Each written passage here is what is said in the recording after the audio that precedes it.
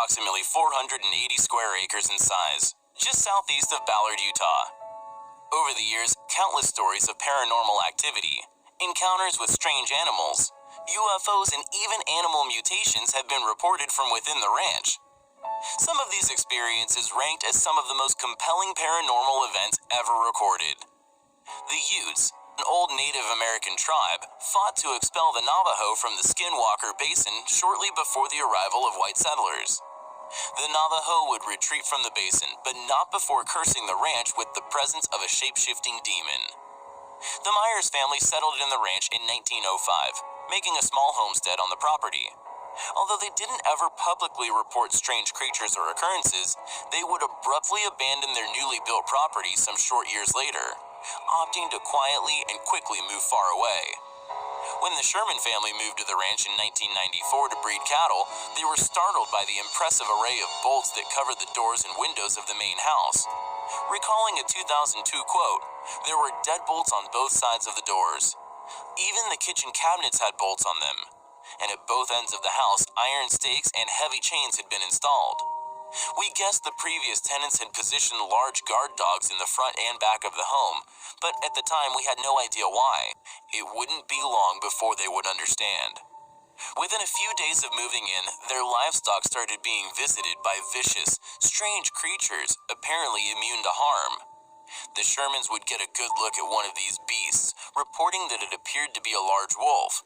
When shot with a rifle, the bullets had no effect. Only when blasted several times with a large shotgun would the creature desist from sadistic attack upon their cattle. Other reports from the Shermans' time on the ranch included shafts of light rising like pillars from the ground, fields mysteriously lighting up like stadiums. Massive, semi-visible, shapeless entities also terrorized the family, and multiple people often simultaneously heard a deep, incomprehensible, disembodied voice speaking to them, seemingly from above.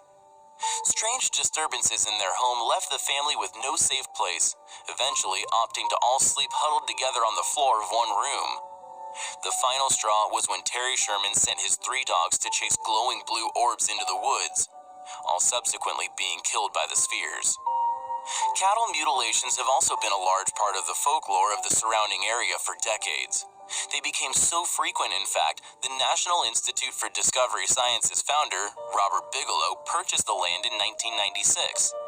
His purchase was with the intentions to undertake extensive investigations within the ranch, an investigation mysteriously funded, which to this day has been a literal media blackout, even closing down a public road running through the vicinity. A move objected by the locals. You have to wonder what they found. Since the moment of the purchase, no subsequent activities within the ranch have been reported or even admitted to. The National Institute for Discovery Sciences maintaining a complete denial of any new events upon the ranch to this day. Not only has a multi-million-dollar operation been undertaken within the ranch, but whatever they found, it seems they decided would be better withheld from the general public. Of the crop circle. Throughout the last several decades, many people have come forward as culprits to these strange occurrences, with many of these events subsequently being proven hoaxes. However, there exists a rare few that do not occur near human settlements, not accessible by road. These crop circles are often witnessed by chance in some of the most remote regions of Earth, whose characteristics have evaded scientific explanations since their arrival on our planet. These particularly special formations will often show traces of things which defy logic. The crops from authentic circles will often grow back and show signs of the traumatic event through mutation, several generations down the line.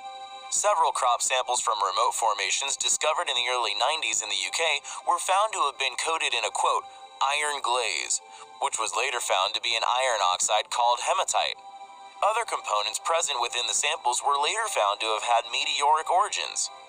After the iron glaze's discovery in 1993, all subsequent unusual crop circles were tested for traces of iron oxides. Many crop and soil samples since then have shared similar characteristics. Tiny metallic magnetic spheres are also often found within soil samples accompanying the formations. When young maize has grown out from a real crop circle's harvest, they have exhibited strange characteristics, such as unusually uniform growth and germination rates.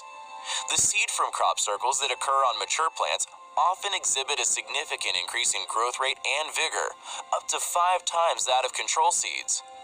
When scientists and many other types of professionals have attempted to replicate these crop formations, they have utterly failed. The real formations can stretch many acres and often appear overnight, an impossible task when you realize that each corn stem has been laid in differing directions, somehow manipulated individually. The crops will often show signs of scorching from an extremely high temperature, with traces of plasma found on numerous occasions. The scorching is only ever at the base of the stem in a small location known as a node. When the crops grow back, these affected nodes usually enlarge by some centimeters. No one has been able to replicate these formations or how they could possibly be created. Whatever is making these circles might not be human after all. If the creators of the crop circles are of extraterrestrial origin, this raises some interesting, if somewhat concerning, questions. For example, what would be the formation's purpose? How would you communicate with a being from another planet entirely? Maybe this is the question they are attempting to answer. The archaeological site of Assos, located in the southwestern part of the Biga Peninsula. The location of the Assos settlement is unique in its exquisite and once highly complex design, an effortless mingling with that of the natural environment, combined with the foundation of the architecture. It is also home of the world's most peculiar burial tombs, now known commonly as the meat eaters. They are notoriously known throughout the region for their unique ability of being able to dissolve the remains of the locals in surprisingly short periods of time. The meat-eater tombs are clearly ancient, yet their true antiquity is still unknown. They were originally cut to rough designs, with their interior and detailed decorations completed in the graveyard.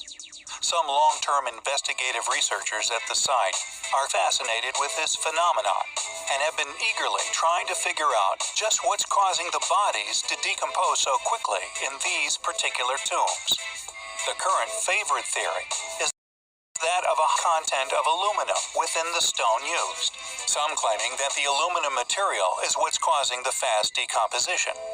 Maybe the locals of Assos somehow figured out that aluminum could corrode flesh if added in specific quantities to the stone, subsequently putting this material inside the tombs to decompose the bodies within a short period of time. The meat-eater tombs of Assos become more famous every day as more and more specialists become aware of their fascinating and unique characteristics. Professor Nuritin Aslan, head of the archaeology department, thus head of the excavations in the ancient city, told us, quote, "The fact that these tombs were exported to different countries shows that they were very expensive and highly sought-after tombs. Just how do the meat-eater tombs work?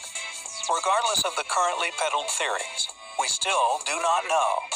They remain an enigma to science and a mystery to history."